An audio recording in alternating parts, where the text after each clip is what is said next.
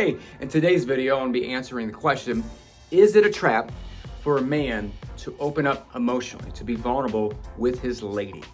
I'm gonna dive into my own experience with this and share a big old truth bomb about what's really going on here. So don't go nowhere, I'll be right back.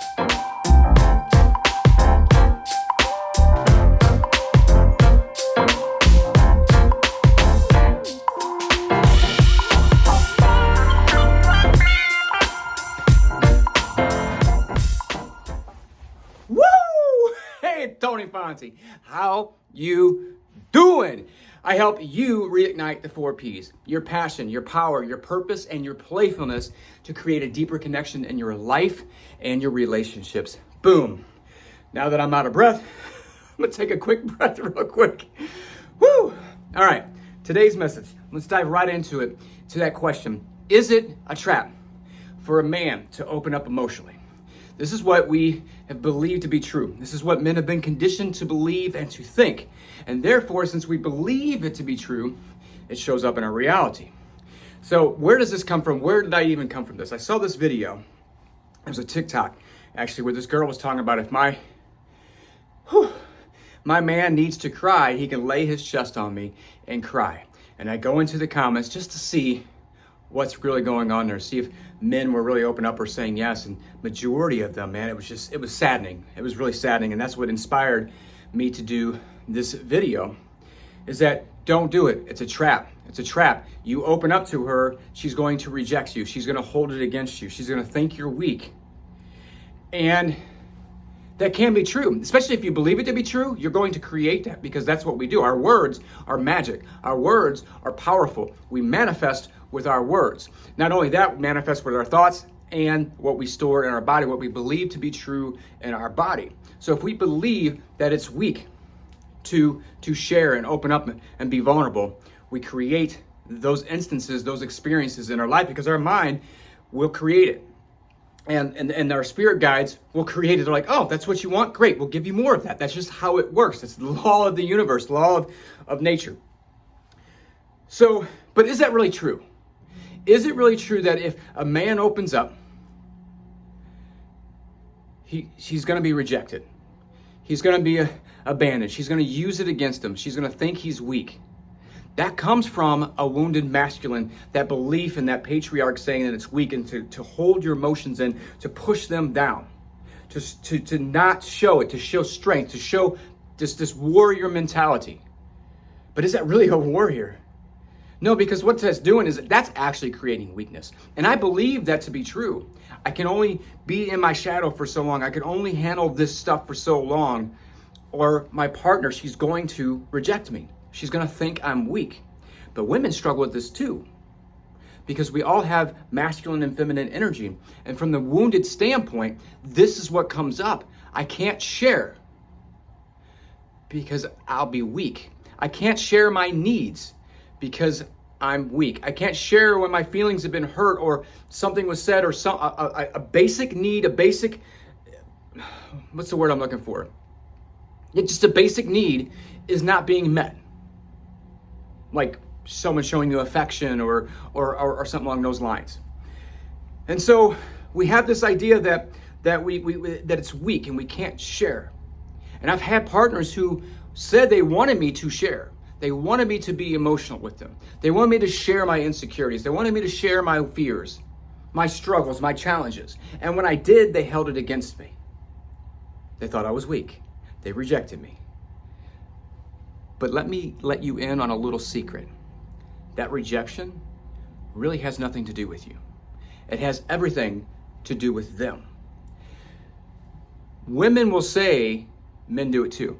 Women will say that they want their man to be emotionally open to them. So when their man opens up and then they retreat, they retreat and they reject and they hold it against them and call them weak, it's because they're not emotionally available. They actually, even though they're saying it deep within, they have this belief that it is weak, that they can't be emotional. And what's going on is when you open up and you actually become vulnerable with them, and you actually share your feelings with them, and you actually show emotion with them, it's triggering them. It's triggering that unhealed portion of them. However, your partner also reflects back to you how you feel about yourself, what you believe to be true about yourself unconsciously. Doesn't matter what the fuck you say consciously. What you believe to be true, your partner will reflect that back. So there's two things happening when that happens. When they reject you or they say you're weak or hold it against you. It's this. The two things. It's their shit, their weakness, they're feeling weak, they're unable to share emotion and be vulnerable, really emotionally vulnerable. And two, they're reflecting back to you how you feel about yourself. That is it. That is it. Now, when I've been in groups of men where I was able to share, but I was scared to share, and here's what I found out there. It gives them fucking permission to open up, to shine. We have been taught to be lone wolves. And then we have to hold it all in and show this perception of strength, but then that does nothing but make us fucking weak and miserable and fall apart. Look at the increased percentage and rate of men who are fucking committed suicide, who are suffering silently in mental illness. The rate is like, or having thoughts of it at least, 44%. 44% of men, and that number keeps getting more because they're holding on to this fucking belief that we can't share, we can't go get help, we got to do it all on our own. We can't share it with our friends. We certainly can't share it with our women because we got to be strong all the time.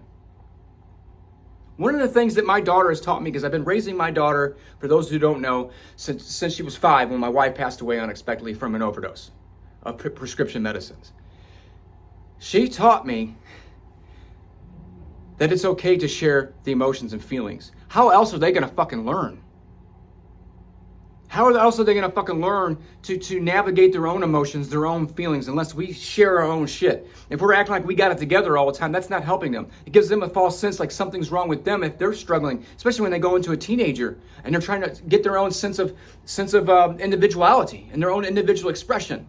How are they going to? So I've been in men's groups, sharing. It gives them the light and the permission to really shine and share their shit.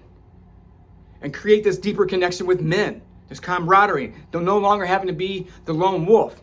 And then I also know women who absolutely want men to open up.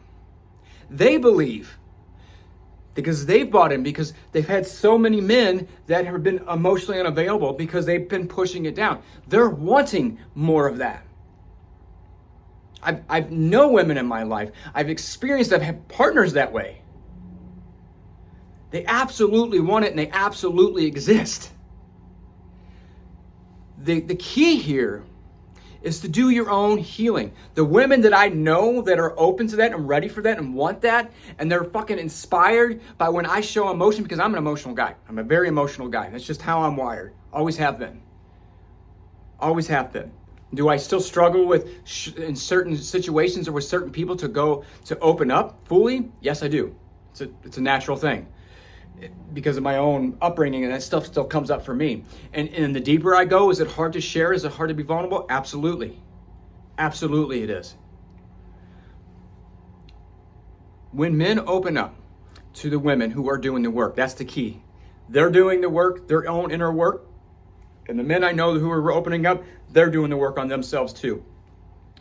But when I started sharing how I felt and actually showing emotion when I'm getting in programs with group coaching, it gives these women hope that there are men who are doing the work, who are growing, who are opening up, because they are craving that.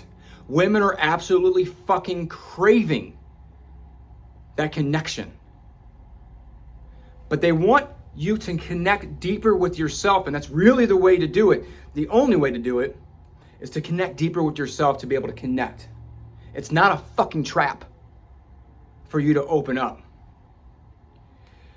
When you start doing the healing, you shift your energy and your vibration, and you'll start attracting as you be working through that and believe that there are women out there who want you to open up. You'll start attracting more of that in. Your partner, if you're with your partner and you have somebody, they'll have the opportunity to shift and grow themselves. If they don't, it's not you, it's them. It's them. Be you. Share. Stop being the lone wolf. Let that shit out. Get some fucking help. Share what you're going through. It actually makes you fucking stronger. Being vulnerable and feeling all the feelings, feeling all your emotions actually makes you stronger. Thinking otherwise is actually what's making you weak. It is why men are struggling, why that percentage is still going up on mental health and emotional trauma and suicide. The suicide rate is ridiculous. It's an epidemic. It's a freaking epidemic to think that of why men are struggling, because the patriarch, the generations, which it's not all bad, right? We've got some great things from that. It failed. That belief of how men are supposed to show up.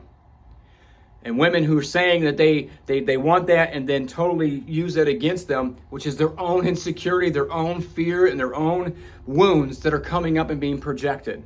And they're projecting back what you feel about yourself.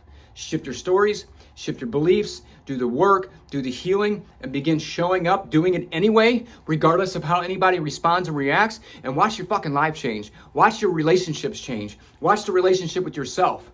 That's what the most important thing is to feel through that and experience in that. Does that make sense? All right, I hope that answers the question for you. I hope that helps you.